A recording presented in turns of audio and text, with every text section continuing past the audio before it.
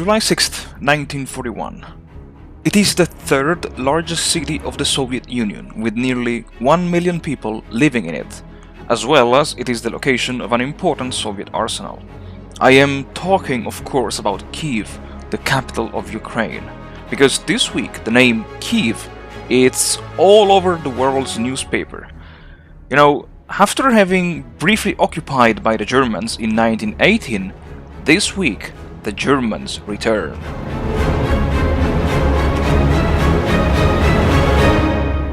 Howdy folks, welcome back to the channel and welcome to a new, let's say, turn/week, or I would say even better, welcome to the last episode of the third week of Operation Barbarossa, in which, finally, we have a look at the operations of Army Group South.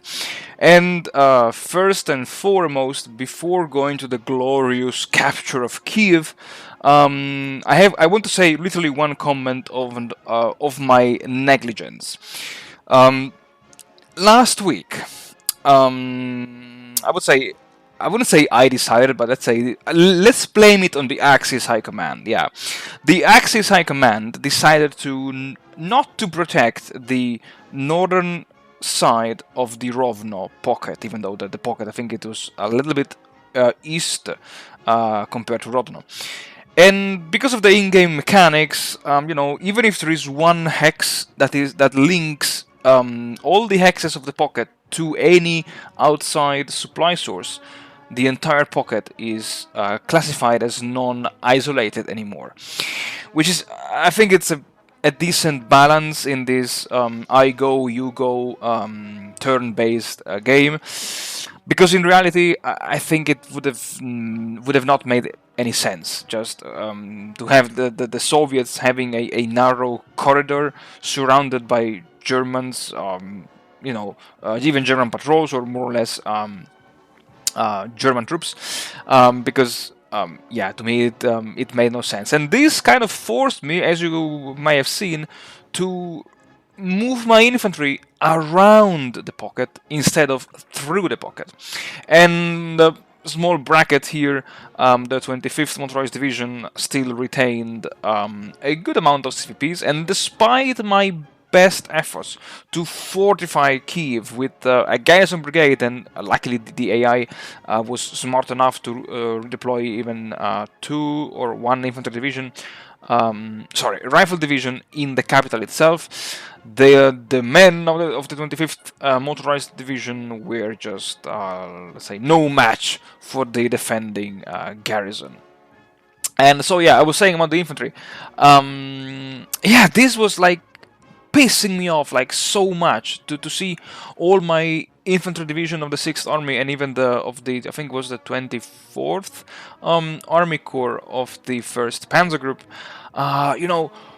eager to fight, full of CVPs, and that they could not do anything, because I was like, if I attack those units will be routed, and they will be routed outside of the pocket, and I do not want to route those units outside of the pocket.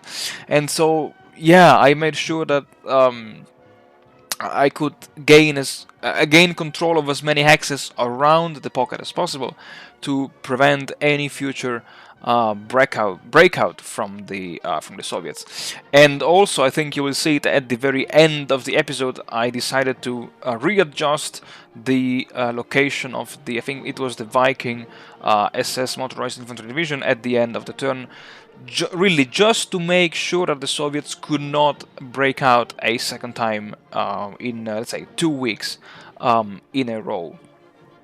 And so, with the capture of Kiev, with the German 6th Army advancing towards the recently occupied capital, it was the turn of the 17th Army to advance and crush the Galician pocket. 17th Army, which was becoming weaker and weaker, because at the beginning of the week, the two mountain infantry divisions were sent to the Balkans by, let's say, an order of the Supreme Command. Even though, yeah, in game it was just an event that automatically redeployed those divisions to the Balkan theater box. With the entry into war of Romania, the Romanians tried to also, let's say, contribute in the shrinking of the pocket from the east this time, but I must say that they were not very successful, and yeah, I was pretty a little bit disappointed by their performance. But you know, this is normal when you maneuver the Romanians. Do not expect much from them, because yeah, they're just weak and full stop. That's it. The German 11th Army was slowly but surely fighting its way into Ukraine. And oh yeah, I forgot to mention before, but the flat terrain of Ukraine is like really the joy, the heaven of your panzer troops. If you see that the Red Army, like in my case, didn't have enough troops to man the entire front line, just really send your panzers and your motorized infantry divisions into the Soviet territory, into the Ukrainian plains, and try to gain control of as many axes as you possibly can in these early turns.